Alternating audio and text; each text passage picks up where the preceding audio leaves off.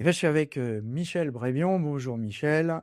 Tu es très connu, 25 ans d'expérience dans le marketing digital B2B, directeur associé de Humans B2B de MV Group, hein, c'est basé en Bretagne, à Rennes, je crois, hein. C'est Exactement. fondateur de l'Intelligence Marketing Day et auteur du livre, c'est ça qui nous intéresse aujourd'hui. Ne vends pas, influence, révolutionne ton marketing B2B dans un contexte d'ultra concurrence. Je pense qu'on a tout dit sur la première page. Et c'est exactement ça qu'on va voir avec toi aujourd'hui. C'est la fin d'un cycle, en fait, dans le marketing B2B. Alors, on parle de marketing, mais en fait, on parle aussi de vente B2B, on parle des deux. Et la fin d'un cycle et l'émergence d'un nouveau paradigme. Oula, et le mot a été lâché. Alors, ça fait 20 ans qu'on nous dit que le digital va tout changer pour la vente B2B. D'ailleurs, j'ai participé à ce crime. Tu montres dans ton livre que le cycle arrive à un bout de souffle. Quel est le signe le plus frappant que tu observes aujourd'hui sur le terrain? Bah, en fait, pour expliquer, mon propos, c'est qu'on voit bien qu'on est dans des cycles. On a eu le cycle des 10 dernières années qui était l'automatisation avec l'arrivée des plateformes de marketing automation, l'arrivée du contenu, hein, dans le B2B qui du coup permet effectivement de parler aux personas, de parler à sa cible et cetera. L'arrivée et l'émergence de réseaux sociaux, qui se sont vraiment développés, mais j'ai envie de dire qu'à chaque fois on épuise, les solutions à l'extrême. C'est-à-dire qu'en fait, bah, comme on est en ultra concurrence sur les marchés, on est aussi en ultra concurrence sur les leviers et donc en fait, bah, du coup, on exploite, on exploite, on exploite, puis à un moment donné, on se dit: «Bah, ouais, j'ai moins de retours, le levier est moins performant, il y a un peu trop de contenu, j'ai du mal à toucher ma cible» et cetera. Donc du coup, on est quand même tout le temps dans des cycles. Alors, toi comme moi, on ça fait quand même plusieurs années qu'on fait du marketing digital. Alors des fois, on resserre des vieilles recettes, qu'on remet au goût du jour. Donc ça, c'est aussi un élément important. Alors les signes les plus flagrants, c'est la vraie difficulté de capter l'attention des décideurs. C'est-à-dire qu'en fait, c'est un signe qui est flagrant, c'est qu'aujourd'hui, on n'a pas de réponse. Donc en fait, on a du mal à capter l'attention, dans de l'infobésité, dans un marché, d'ultra concurrence pour lequel tout le monde utilise un peu les mêmes tactiques, parce qu'elles ont fonctionné. Ça ne veut pas dire qu'elles ne fonctionnent pas, c'est juste sans doute qu'il faut les réorienter et faire autrement. Mais du coup, le premier élément qu'on mesure et qui est très fort dans le B2B, on n'arrive plus à capter l'attention. On a, des propositions en cours pour lesquelles on n'a pas de retour et cetera et on voit bien que c'est de plus en plus difficile de signer des deals. Donc ça, c'est un signe quand même qui est très, très fort.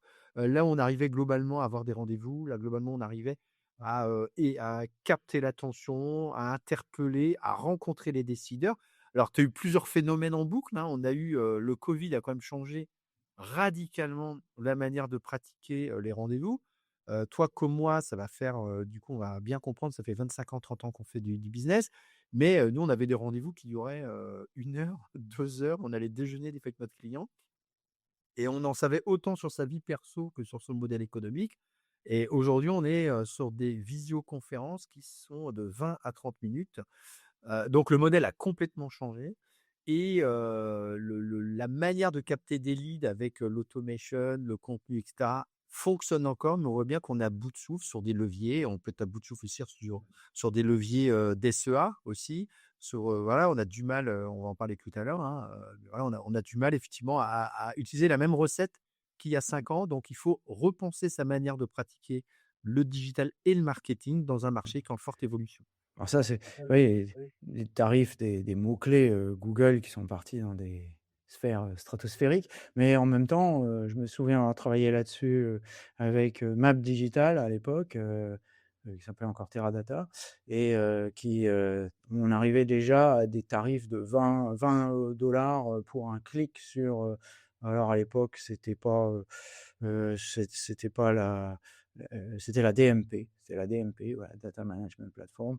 Et ça, c'était des tarifs déjà complètement irréels et surtout qui fournissaient des résultats très hypothétiques. Donc en fait, cette équation, plus de trafic égale plus de leads, plus de clients, le bon vieux funnel de 1895 de Sintelmo Lewis, celui-là, il a vécu, quoi. Il a mis quand même 150 ans, 120 ans, mais là, ça y est, il est mort.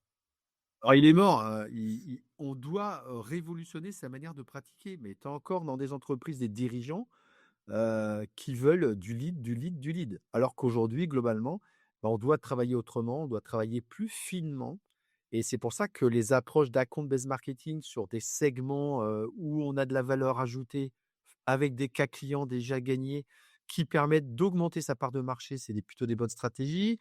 Les stratégies qui consistent effectivement à retravailler son plan d'action autour des clients, pour lesquels on a beaucoup de chances de gagner les deals parce qu'on est, crédible, bah, c'est cette stratégie-là qui va gagner. On peut plus faire du volume pour faire du volume. Bah, si les leviers sont plus chers, si les leviers sont moins efficaces et si on a du mal à capter l'attention des décideurs pour montrer qu'on a quelque chose à lui proposer, bah, effectivement, c'est mort. Donc on est dans une forme de révolution, presque de bon sens, en fait, hein, parce que du coup, on est enfin, on j'ai envie de dire que c'est la nature humaine, hein. On est toujours à exploiter au maximum, les ressources de la terre, mais comme les ressources du digital, et là, on réfléchit plus trop. On doit revenir pour moi, on doit remonter d'un cran sur de la stratégie, en fait. Là, on a globalement, bah, mis en place alors puis tu as eu un peu un empilement aussi des outils, hein. C'est-à-dire qu'en fait, la technologie, elle a du bon, mais elle a aussi du moins bon. C'est-à-dire qu'en fait, à un moment donné, tout le monde a empilé, des outils, des outils. Les outils ne sont qu'un moyen et donc pour moi, on doit remonter d'un cran, pour poser une vraie stratégie de marketing B2B pour se dire, sur quel marché je vais, où est-ce que je suis rentable et comment je vais aller capter l'attention avec une forte proposition de valeur et de l'authenticité sur le storytelling de ma boîte pour gagner des nouveaux clients. Ouais. Ouais. Alors, on reviendra sur l'ABM parce que ça, c'est un sujet qui m'intéresse depuis longtemps pour avoir mis ça en place sur le terrain. Il y a déjà longtemps d'ailleurs. Mais bon, revenons à cette histoire d'infobésité parce que là, c'est pareil, on en parle depuis tellement longtemps, j'ai l'impression d'entendre un disque rayé. Mais j'avais cru comprendre que le sujet du moment, c'était de produire plus avec l'IA, pas produire moins. Alors, on se situe où là, ici? Bah, moi, je pense que, alors il y a une dizaine d'années, quand même apporté un peu l'inbound marketing en France en créant Inbound Marketing France, qui était, le nom de l'événement avant, qu'il soit rebaptisé et on a poussé l'inbound. Donc on avait une vraie culture, du coup, moi, en créant, mon agence Ado CMVGO, on a une vraie culture de la qualité du contenu et du contenu qui parlait à la cible, qui répondait aux enjeux du client pour décrocher des rendez-vous. Donc j'ai envie de dire que, la qualité, quand c'est bien fait, le contenu a encore de la valeur. Et donc c'est plutôt, l'automatisation qui du coup a un peu dégradé la valeur et on s'est aperçu que des recherches globalement Google étaient, moins bonnes, aujourd'hui qu'il y a 5 ans, grosso modo, sur des requêtes et le problème de l'IA, c'est que l'IA est un accélérateur pour moi, pour par exemple démultiplier des formats différents. Donc l'IA permet de faire, bah, des formats différents, permet de faire des petites vidéos, permet quelque part de snacker ton contenu. Et donc l'IA, là où elle est intéressante, c'est qu'elle permet d'aller toucher ta cible sur d'autres canaux parce que, tes décideurs et les gens qui tu es en contact, ils évoluent donc et ils consomment pas tous la même chose. Donc je trouve que l'IA est extrêmement intéressante pour démultiplier les formats. Mais par contre, si on vient démultiplier des contenus de mauvaise qualité, ce qui est un peu, le cas en ce moment, bah, tout le monde va écrire la même chose, grosso modo, parce que l'IA, elle a des qualités, il faut l'utiliser, mais l'IA, globalement, elle a pas d'exemple concret. L'IA, elle vient pas personnaliser, du coup, une approche et donc là où l'enjeu majeur est l'hyper personnalisation, l'authenticité, la crédibilité. Donc elle ne répond pas à tout, mais elle répond en tous les cas à une pratique qualitative, par exemple sur des analyses d'études, pour en ressortir la bonne substance, sur l'analyse d'une conférence et derrière, surtout, je trouve, pour à la fois faire, quelque part, du multi, format pour toucher sa cible. Donc moi, je suis plutôt, forcément partisan, de l'utiliser à bon escient, mais si c'est pour faire du volume, du volume, du volume, donc ce qu'on a décrit tout à l'heure, bah, on retombe dans le schéma de l'infobésité et là, bah, c'est, 0 efficacité, voire, pire, c'est que globalement tout le monde va raconter la même chose et on va être dans un brouillard complet, et puis personne va se comprendre. Donc en tous les cas, la manière dont c'est utilisé aujourd'hui, qui est de faire du contenu, à la place, comment dire? De quelqu'un qui est capable de faire ce que j'appelle moi un contenu maître. C'est-à-dire qu'en fait, tu dois construire des contenus maîtres avec beaucoup de valeur, beaucoup d'exemples, beaucoup de cas clients et du concret. Et l'IA t'aide plutôt à démultiplier les formats. Mais celui qui utilise l'IA pour écrire, bah, pour moi, c'est la pire des choses et du coup, ça ne fonctionnera pas parce qu'on est malgré tout dans une tendance d'infobésité où il y a une saturation des volumes de contenu et donc une difficulté d'émerger. Mais la créativité peut nous permettre de ressortir du lot et de rester focus sur des contenus maîtres à forte valeur ajoutée. OK, donc ce finalement schmilblick et on ne sortira pas en produisant encore plus, d'autant plus qu'on arrive et tu en parles dans ton livre au zéro click search, enfin, près de 6 recherches sur 10 qui ne génèrent plus de clics vers des sites. Alors ça, c'est pareil, on en parle depuis des années. Je me souviens avoir écrit un article en 2020, hein, c'est, les moteurs de recherche on mettra à nouveau le lien dans l'article. Les moteurs de recherche sont-ils inutiles et Google en particulier? Et là, je pense qu'on y est arrivé véritablement, il y a encore quelqu'un qui utilise un moteur de recherche? Ça sert à quoi? Si, si, alors, faut pas casser, tout le modèle. C'est-à-dire qu'en fait, ça existe encore, Mmh. le SEO existe encore.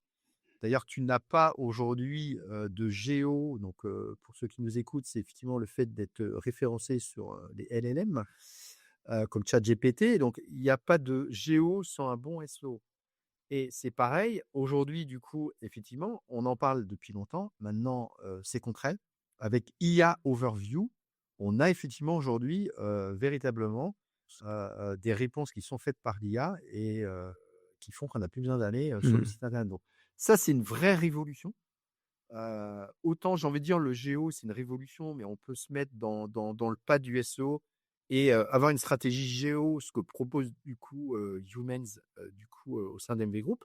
Donc ça, c'est extrêmement intéressant. Donc c'est une stratégie évolutive et il faut aller effectivement, être visible et du coup répondre aux requêtes qui sont encore assez faibles, mais c'est très important.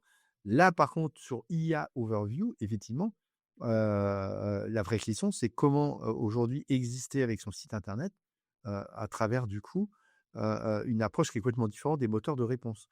Alors, il faut pas c'est pareil, il s'agit pas de jeter son site, c'est que juste qu'il va falloir, faire en sorte que le site soit promu d'une autre façon aussi. Donc je veux dire, c'est une vraie évolution complète, donc elle est réelle. Un site, c'est des fois dans le B2B principalement, c'est, un espace privé, avec un espace catalogue, avec ça. Donc le B2B a un vrai intérêt aussi d'avoir son site internet parce que souvent c'est très technique et c'est des sites qui, regorgent d'informations, catalogues, produits, mise en œuvre. Donc on est aussi dans une approche très différente dans le B2B, pour lequel le site a toujours de l'avenir, mais il sera sans doute, construit différemment et après, ben, aujourd'hui, oui, c'est vrai, en 2026, faut jouer différemment sur Google, faut jouer différemment sur le SEO pour faire du géo. Donc il y a aussi une révolution. Non seulement il y a une révolution sur le contenu, sur l'approche client, avec plus d'authenticité, plus d'hyper-personnalisation, plus de ciblage, mais il faut aussi jouer de l'évolution technologique qui est en cours, et de s'adapter et c'est pour ça que souvent, il faut se faire accompagner parce que seul, ça devient un Mmh. peu compliqué quand même.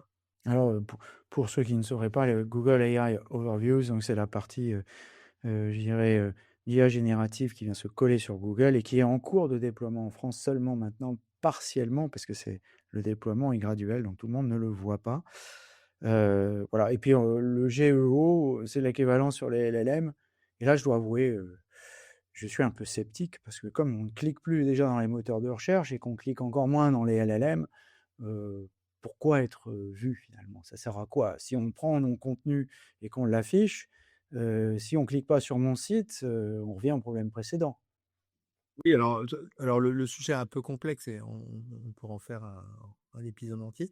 En fait, il y a 2 choses. Aujourd'hui, globalement, le poids du branding et de la marque va revenir. C'est-à-dire qu'en fait, ça a été le parent pauvre du B2B, puisqu'en fait, on a été, lead gen, lead gen, lead gen et globalement, on a un peu oublié, le poids de sa marque, la valeur de sa marque et que ça et donc on a besoin de faire, réémerger sa marque et surtout la crédibilité de sa marque et beaucoup d'internautes, bah, tapent sur internet, sur Google, tapent dans les LLM pour voir, qui peut le mieux répondre à mon besoin et donc du coup, il y a un enjeu à la fois de marque, d'où le retour aussi de tout ce qui est relations publiques, tout ce qui est avis client, tout ce qui est, forum que tu as connu avec des forums comme Reddit. Donc il y a un retour un peu d'outils, qui étaient plus au premier plan, pour faire remonter les marques, et donc ça, c'est un enjeu qui est majeur. C'est-à-dire qu'au-delà d'avoir les réponses, aujourd'hui, on va avoir une bataille des marques et je pense qu'elle est très importante dans un marché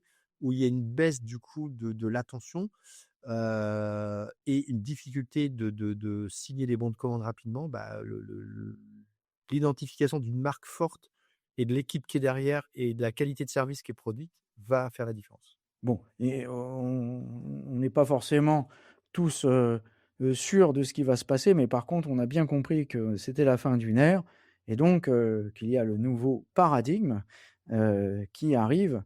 Alors il y a Forrester qui nous dit que 68 des décisions B2B se font avant tout contact avec un commercial et que 75 des acheteurs préfèrent désormais une expérience d'achat sans commerciaux. Alors on est un peu coincé, quoi. Si ça marche moins bien sur internet et que ça marche pas bien sur le terrain et que surtout on nous ghost, parce que c'est ce que tu disais tout à l'heure, il y a beaucoup de ghosting. Euh, alors finalement, qu'est-ce qu'il faut faire? Qu'est-ce qui reste à faire? Bah, qu'est-ce qu'il reste à faire? Donc, c'est déjà une évolution qu'on avait vue avec l'inbound marketing, hein. On voyait bien que, bah, effectivement, le but de l'inbound, c'était d'éduquer quelque part, le prospect sur nos produits, sur notre proposition de valeur et quelque part qu'une partie de sa compréhension, soit déjà en partie acquise au moment où il rencontrait le commercial. Donc ce qu'on s'aperçoit, c'est que cette partie-là, malheureusement, elle augmente. C'est-à-dire qu'en fait, la part du commercial, elle est plus réduite. Donc, c'est là qu'il faut être meilleur. C'est-à-dire qu'il faut être meilleur dans l'éducation de son prospect pour qu'il comprenne bien les offres, notre valeur ajoutée, la solidité de ce qu'on propose et qu'il ait une meilleure connaissance, des décideurs de l'entreprise, des experts de l'entreprise. Donc, du coup, on doit encore travailler plus en amont pour être très crédible dans cette partie qui est solitaire de la part du prospect. Donc c'est-à-dire que ça veut pas dire qu'il faut voilà, ça veut dire qu'il faut faire mieux pour être sûr d'être dans la shortlist quelque part. Parce Mhm. qu'aujourd'hui, l'enjeu, c'est ça. C'est que globalement, ce qu'on est en train d'évoquer, c'est que et qui se dit dans les études, c'est qu'aujourd'hui, quelqu'un qui va choisir un prospect, il a déjà plus ou moins sa shortlist. La question, c'est comment je suis dans. Donc on voit bien que comme une partie du parcours d'achat se fait sans commercial, bah, faut tout faire pour être dans cette shortlist et quand on est dans la shortlist et ben, le temps consacré à la vente va être réduit et donc c'est là qu'il faut être très, très bon. C'est-à-dire qu'en fait, il faut être, très, très bon, les meilleurs commerciaux sur un temps très court et Mhm. donc oui, bah, c'est on remodélise complètement l'acte de vente, et ça veut pas dire que voilà, ça veut pas dire que ça marche pas. Ça veut dire qu'il faut être dans la shortlist par le boulot qu'on a fait en amont d'influence du cercle de décision et derrière, quand on est en face du client, bah, je veux dire, c'est un fusil à un coup, hein, il faut être très bon. Ouais. Donc là, on revient sur ce que tu disais tout à l'heure avec le account-based marketing. Alors, j'ai personnellement initié il y a plus de 20 ans chez un grand opérateur B2B avec mon ami Bernard Molland une logique de retournement de l'entonnoir. Donc, c'est vrai que quand on a vu la théorie arriver sur Flip the Funnel, après, ça m'a fait bien rigoler. Mais 20 ans après, combien d'entreprises ont vraiment sauté le pas sur l'ABM? J'ai l'impression que là, ouais, on prêche, mais ça a vraiment, vraiment du mal à percuter de l'autre côté. Alors l'ABM, je suis un ABM lover, c'est-à-dire que j'adore ce type d'approche, je l'ai beaucoup développé, sur les 5 dernières années, au sein de Humans, avec des cas concrets, avec des succès concrets. Heu, En fait, la difficulté, pour moi, elle est que, aujourd'hui, du coup, on a encore ce cloisonnement marketing et commerce. On en parle depuis très longtemps, du coup, le marketing, travaille un peu dans son coin, le commerce aussi, on a du mal à les réunir, on a du mal à trouver des objectifs communs. Heu et donc c'est ça qui est l'élément bloquant parce qu'en fait, l'ABM, ça ne fonctionne que quand les 2 équipes construisent cette approche commune. Et pour moi, c'est aussi le rôle du directeur général d'une boîte de dire: «Écoutez, fin de la partie, vous bossez ensemble. Moi, mon enjeu, c'est tel segment de marché. Mon enjeu, c'est ces 25 clients majeurs que je veux aller gagner. Écoutez, vous bossez ensemble parce que l'ABM» et c'est là, en fait, quelque part, c'est à la fois une contrainte, d'alignement, mais c'est une opportunité majeure de faire des campagnes excellentes. Parce que quand les 2 sont alignés, quand tu arrives à aligner la valeur que tu apportes à ton client dans la campagne et que derrière tu es coordonné avec le commerce pour appeler au bon moment, avec les bons argumentaires, les bonnes démos et cetera, je peux dire que là, tu fais des étincelles. Donc en fait, c'est toujours ce fameux problème d'alignement, qui est lié des fois à des égos, qui est lié des fois à des organisations, qui est lié des fois, à des incompréhensions qui bloquent. Mais quand on arrive à s'aligner, ben, c'est vraiment une approche qui est intéressante et elle fonctionne non seulement par cette harmonisation des équipes, mais elle fonctionne aussi parce que pour une fois, on cible très clairement là où on va. Et donc, c'est quand même plus facile de dire: «Je vais sur ce segment-là, il y a 100 prospects à attaquer, on en a déjà 15 en portefeuille, on est légitime, on a des cas clients, on peut se faire recommander». Bah, on va gagner 15, 20, 30 clients supplémentaires. Très bien. Bon, je prêche un peu un convaincu, j'ai tellement écrit d'articles sur ce sujet, mon stylo en est fatigué. Heu, alors tout ça est entendu, il faut tisser des liens et faire du relationnel en amont sur, le client. Bah oui, mais pas de chance. Maintenant 64 des décideurs B2B, nous dis-tu, sont des millennials et de la Gen Z. Ces générations ne téléphonent pas, je cite, préfèrent les interactions asynchrones et arrivent hyper informés. Alors, ça va demander au commercial à monter en compétences là. Bah, c'est sûr que, je dis souvent dans mes conférences que la révolution, elle est pas que technologique, elle est générationnelle et cet élément-là est complètement, oublié. C'est-à-dire qu'en fait, on intègre très peu aujourd'hui, la révolution, générationnelle qui s'opère. C'est-à-dire qu'en fait, effectivement, dans les équipes marketing, puisque nous, c'est ce qu'on adresse, bah, souvent une partie des équipes sont effectivement de cette génération, Z, et cetera, enfin les milléniaux et du coup, bah, effectivement, ils ont une approche qui est différente. Ils ont, pas connu le téléphone, je vais le dire comme ça. Ils ont connu le smartphone et donc ils sont, plutôt sur des applis, plutôt sur des réseaux pour, rechercher de l'information et ils détestent se faire appeler grosso modo ou passer eux-mêmes des coups de fil. Qui n'a pas connu, pour ceux qui ont des jeunes, ados, qui cherchent un stage, qui n'a pas connu son jeune ado se décomposer quand on lui donne un contact pour dire: «Bah, appelle de ma part, monsieur untel pour ton stage» et puis 15 jours après, tu l'as appelé? «Non, non, je lui ai envoyé un mail», ouais et de l'appeler, c'est un exercice très difficile. Donc on a effectivement une génération qui fonctionne un peu différemment. Donc ça veut dire qu'il faut aussi s'adapter, aux canaux. Faut pas les braquer, mais en tous les cas, ils font partie de la décision. C'est-à-dire qu'en fait, ils influent. C'est un critère important, le premier critère de décision, c'est la confiance, mais un des autres critères, c'est, d'interroger son équipe. Est-ce qu'on en fait pas un peu trop avec cette histoire de jeunes? Moi, j'ai l'impression, que les vieux sont pas forcément faciles à joindre non plus, «vieux» entre guillemets. Quand j'étais directeur digital pendant très longtemps, pendant 15 ans et j'avais une pratique, c'est je décrochais le téléphone et à chaque fois que j'avais un commercial au bout du fil, il était tellement content, il en revenait pas. Il me disait: «Ben, c'est vous êtes le seul à téléphoner, à décrocher le téléphone». En général d'ailleurs, ça me permettait d'avoir des bonnes remises. Mais c'est pas quelque chose qui est uniquement réservé aux jeunes ça et bon, après tout aussi, il y a plus une question d'âge que de génération. Je sais pas, quand on était jeune, on était aussi un peu timide, ce qui est un peu normal, non? Oui, alors, oui, c'est ce que tu dis est vrai. Là, on vient juste mettre en exergue, en fait, que, ils n'ont pas connu, le téléphone en soi. Donc culturellement, ça change les choses. C'est-à-dire qu'en fait, du coup, le téléphone est quand même un canal aujourd'hui dans le monde où on est quand même un canal d'échange direct. Et donc au-delà du téléphone, c'est ils vont chercher de l'information sur les réseaux sociaux majoritairement. Et du coup, c'est-à-dire que, bah, on a besoin aussi, dans un cercle de décision, de compter sur eux parce qu'ils influenceront indirectement la décision finale.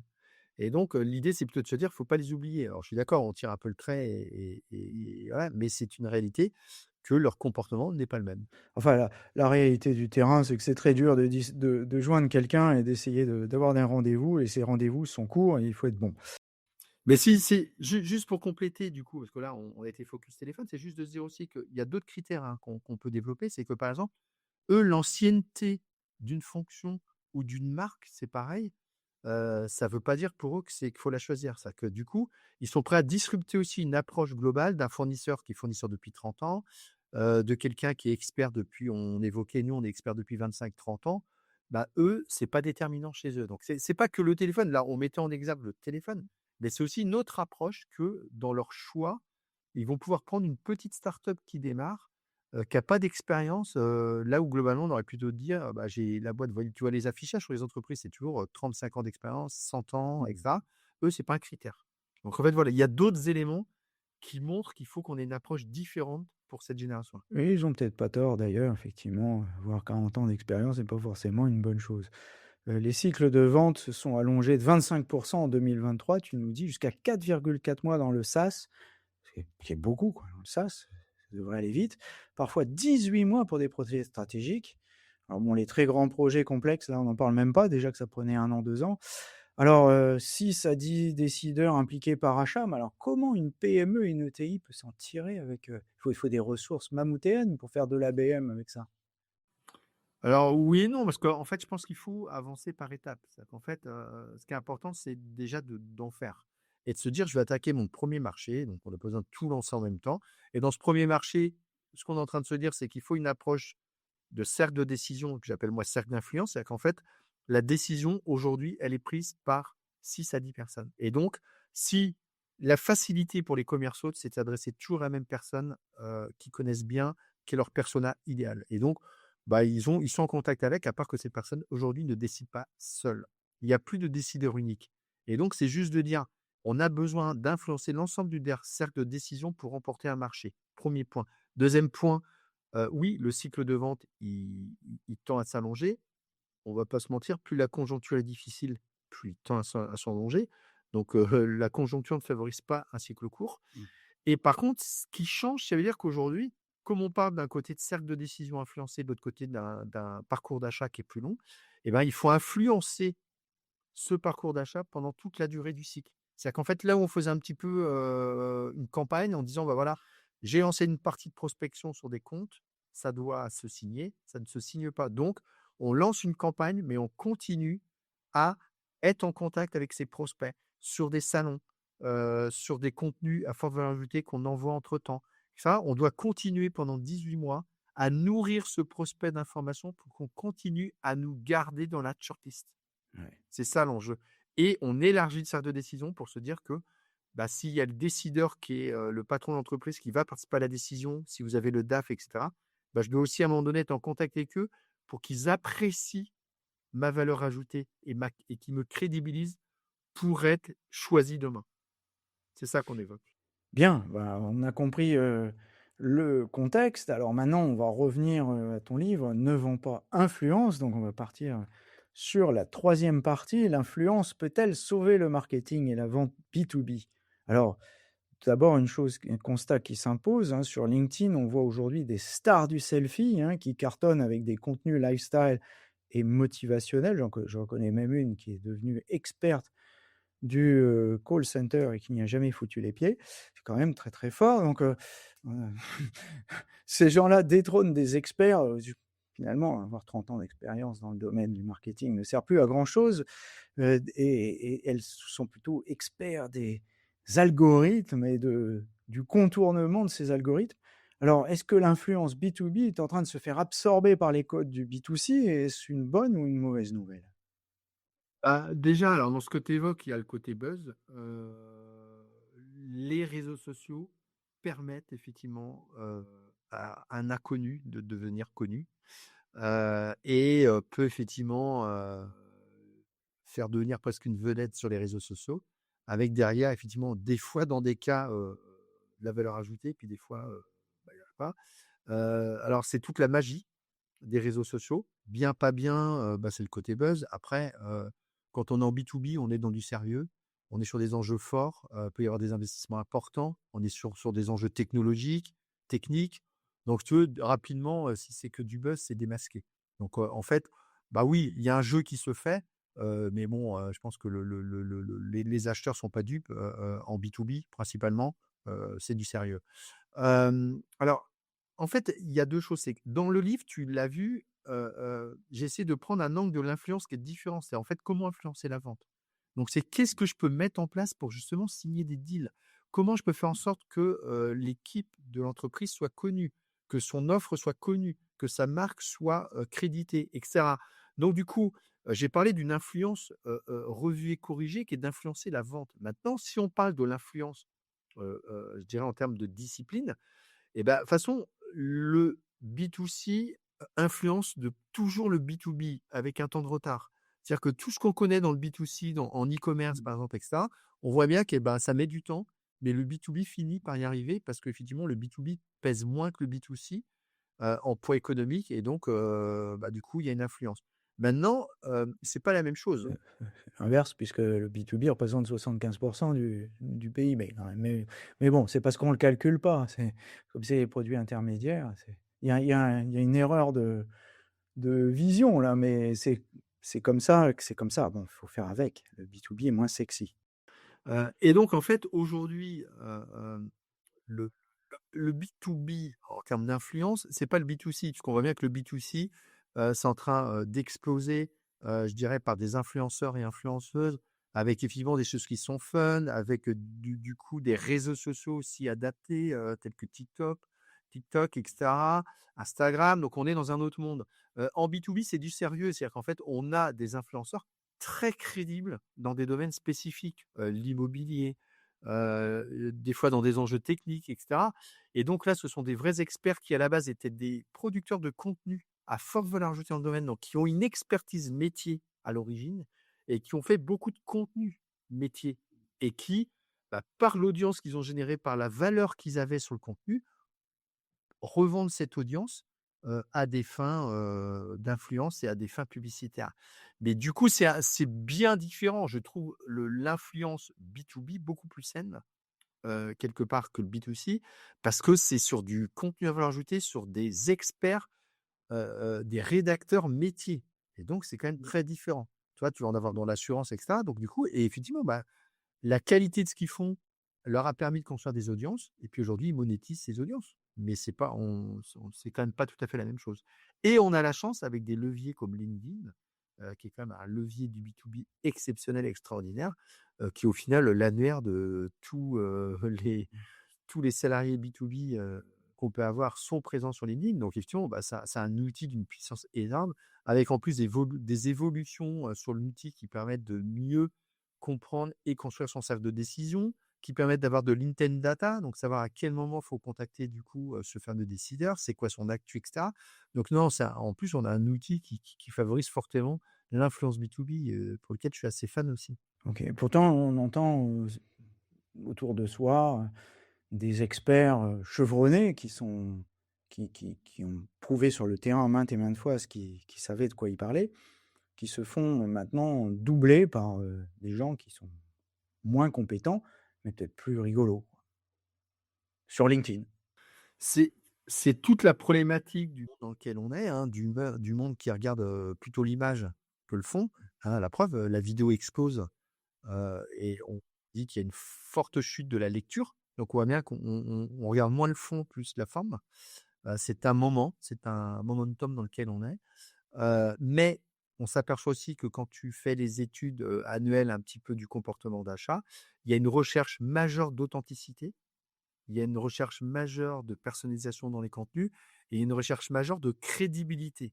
Donc, est-ce que c'est pas le cycle inverse qui est en train de se faire? C'est-à-dire qu'en fait, on a eu un peu le show là et puis, là, CHOW et là, on revient du coup peut-être dans des choses plus importantes. Pourquoi? Pourquoi ce cercle de décision d'ailleurs et ce parcours d'achat est plus long? C'est aussi que qu'il y a des vraies difficultés de prendre des décisions. On a du mal à peser, qui est le fournisseur le plus compétent, avec qui j'ai les meilleures chances d'être livré dans les bons délais. Donc en fait, on voit bien que c'est tout ça, c'est en train de se redessiner, et pour moi, je crois fortement dans et plus le marché est tendu, plus on a besoin de pas se tromper de fournisseur. Et donc on revient peut-être à du bon sens, on n'empêchera pas les effets de mode, les effets de buzz, les vidéos sympas. Avec l'IA, il y a pas mal de choses qui émergent. Ouais, mais je pense que du coup, dans les boîtes aujourd'hui, on est plutôt en train de regarder, la qualité des prestations de service, tu vois? C'est-à-dire que le fun c'est bien, mais bon. C'est une bonne nouvelle, il y a encore un peu d'avenir pour le sérieux, même s'il est un peu ennuyeux. Alors il y a un autre levier que tu cites dans ton livre, c'est l'employee advocacy, un sujet aussi que je connais bien pour l'avoir démarré aussi il y a une bonne quinzaine d'années. Alors, sur le terrain, comment on peut éviter de tourner en rond avec des employés qui tweetent et retweetent les mêmes choses? Enfin tweet, c'est c'est un vieil outil maintenant, mais sans jamais que l'information sorte des cercles d'influence interne de l'entreprise. C'est difficile ça. Comment fait-on? Enfin, c'est difficile, c'est qu'en fait, c'est ce que je dis dans le livre, que l'influence, c'est un écosystème, c'est pas qu'un canal. C'est là qu'est l'erreur. C'est qu'en fait, c'est un écosystème que tu construis. Donc en fait, pour réussir, c'est une vraie stratégie d'entreprise. C'est-à-dire qu'en fait, il faut globalement avoir du contenu à valeur ajoutée et que ce contenu à valeur ajoutée multiformat qui va être diffusé soit complètement aligné avec les valeurs de l'entreprise et avec le niveau de prestation de l'entreprise. Il s'agit de faire un truc vraiment cousu main. Et après, si on a orchestré quelque chose de grande qualité, on va pouvoir utiliser les collaborateurs, dans le bon sens du terme, comme des canaux de diffusion. Et donc, ce Mmh. qu'il faut, c'est trouver des ambassadeurs. Donc, il faut déjà que les décideurs qui sont capables de raconter une histoire, comment ils ont créé l'entreprise, pourquoi ils ont un engagement si fort, pourquoi ils ont aussi d'autres engagements autour de l'entreprise, sur la RSE, sur leur marché, et cetera. Bah, faut que ces décideurs-là prennent la parole, on les voit pas assez et parce qu'eux, ils sont la parole de l'entreprise et d'ailleurs, ça fait du bien en externe, en interne et aux fournisseurs et donc du coup, on sait à Mmh. qui on s'adresse et c'est à partir d'eux qu'on doit construire, en fait, des ambassadeurs pour construire une sorte de team qui est extrêmement alignée. C'est-à-dire qu'en fait, il faut aligner cette team pour, du coup, avancer ensemble. Et donc pour moi, c'est ça, on revient encore à ce que j'évoquais, c'est de la stratégie, en fait. Il faut avoir du coup aujourd'hui des stratégies d'entreprise, des stratégies sur des choix qu'on fait. Si on veut faire de l'influence, bah, c'est un écosystème qu'on monte dans l'entreprise et il existe des outils qui permettent à chaque collaborateur d'initier des postes de qualité, qui permettent d'enrichir ses postes, etc. Et puis il faut les laisser prendre la parole, il faut faire des mini vidéos, etc. On doit comprendre aujourd'hui qui est derrière l'entreprise pour avoir envie de travailler avec elle. Ben, alors c'est de la musique à mes oreilles encore, ce que je faisais il y a 20 ans chez Orange et peut-être que j'ai eu raison trop tôt. Alors, le dernier levier, le CEO branding, faire des dirigeants des figures d'autorité et de confiance visibles. Alors, OK, c'est bon, mais en France, enfin, heureusement ou malheureusement, je ne sais pas, s'ils sont ennuyeux, c'est peut-être heureux, beaucoup de dirigeants B2B sont encore réticents à l'idée de prendre la parole publiquement. Alors comment faut-il faire pour lever ce frein culturel et puis que le résultat soit bon surtout? Ouais, globalement, ils sont pas à l'aise. C'est-à-dire qu'en fait, on voit bien qu'on est des cultures très différentes, hein, entre les États-Unis, la France, et cetera. En France, effectivement, c'est un peu, vivons heureux, vivons cachés. Donc du coup, on est un peu dans cette idée-là, qui est une erreur à mon sens. Je pense qu'il faut aujourd'hui que les patrons prennent la parole. Ils ont des choses à raconter, ils ont du storytelling à raconter. Il y a des belles boîtes, des belles histoires, des beaux récits, et ça ferait du bien aussi, aux citoyens de comprendre, la vie d'un entrepreneur. Donc moi, je pense qu'il y a à la fois, j'en vois 2 bénéfices. Un bénéfice sociétal, c'est du coup de mieux comprendre c'est quoi un entrepreneur et comment il gagne sa vie et les enjeux et les défis qu'il relève chaque jour. C'est-à-dire que je pense qu'on a besoin de plus le raconter et l'autre élément, vraiment la source qu'on évoque, c'est effectivement, il faut les accompagner. Donc nous, on a des prestations de services, on accompagne le dirigeant sur la totalité. C'est-à-dire qu'en fait, il est pas à l'aise et ben, on lui rédige des contenus, on l'aide, on travaille avec lui, on l'aide à les diffuser, et on le rend à l'aise avec, par exemple, LinkedIn parce que c'est un enjeu majeur et en fait, globalement, bah, il voit bien, il a des likes, les fournisseurs lui en parlent, il décroche des clients. Mais en fait, aujourd'hui, on a besoin quand on parle d'authenticité, bah, c'est typiquement ça, on a besoin de savoir qui se cache derrière l'entreprise. En fait, aujourd'hui, on doit signer entre des hommes et des femmes et on ne doit pas signer, entre, des entités et donc moi, je pense qu'on revient du bon sens parce que, la notion d'avoir de plus en plus de difficultés de signer des deals, le fait qu'on ait du mal à capter l'attention, c'est en fait, lié tout simplement à ce qu'on vit, c'est qu'il y a une défiance un peu, de tous les sujets. C'est majoritairement aussi sociétal, hein, c'est qu'en fait, on voit bien qu'on est en défiance, de tout sujet et donc bah, ça vient toucher aussi le monde économique. C'est-à-dire qu'en fait, on doute de l'entreprise, on doute de la qualité de ce qu'elle fait, et donc on a besoin d'être rassuré en permanence et en plus le marché est tendu, bah, plus on a besoin de se rassurer pour faire le bon choix donc tout ça va dans une stratégie, une vision globale. C'est-à-dire qu'en fait, il faut reposer et repenser sa manière de pratiquer pour être efficace et pour influencer ses ventes. Alors, voilà le mot de la fin en fait, on le trouve sur le bouquin. Ne vend pas, influence, qu'on trouve chez Vuibert et chez tous les bons libraires. Alors pour, clore cet entretien, si je te demande toi, Michel, est-ce que tu as arrêté complètement de vendre ou est-ce que tu vends toujours mais un peu différemment? Je vends toujours et un peu différemment. C'est-à-dire qu'en fait, à la fois, on a des approches, sans doute assez classiques parce que, bah, le téléphone existe encore chez nous et on prend des rendez-vous et on fait des salons.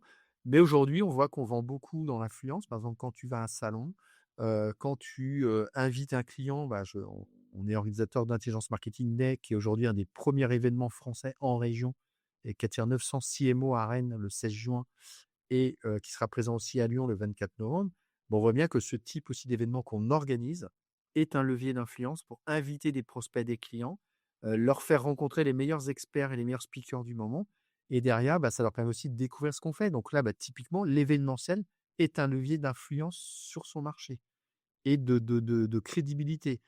Autre élément, c'est qu'effectivement, dans les approches commerciales aujourd'hui, on doit être tourné 100 sur les enjeux clients et donc influencer son client, c'est lui démontrer qu'on est capable de répondre à ses enjeux et venir parler à l'ensemble du cercle de décision, c'est aujourd'hui parler à un cercle d'influence autour de la décision. Donc voilà, donc c'est une autre approche, sans doute plus maligne, plus douce, qui utilise tous les leviers existants, mais qui j'ai envie de dire que souvent la recette, hein, d'un grand chef est dans la sauce. Et donc là, c'est un petit peu de repenser la sauce, pour que le plat soit meilleur. Et donc voilà, c'est une approche un peu différente qui est, voilà, qui est d'influencer le cercle de décision, qui est d'influencer son marché, qui est d'influencer du coup, aussi ses interlocuteurs, à travers, la prise de parole des collaborateurs de l'entreprise. Donc c'est une autre manière de penser pour se rendre crédible, authentique. Et je dirais que le mot de la fin, c'est une citation que je donne, c'est que il faut être connu avant de vendre. C'est quand même Oui, plus facile. c'est du Jeffrey Gitomer dans le texte.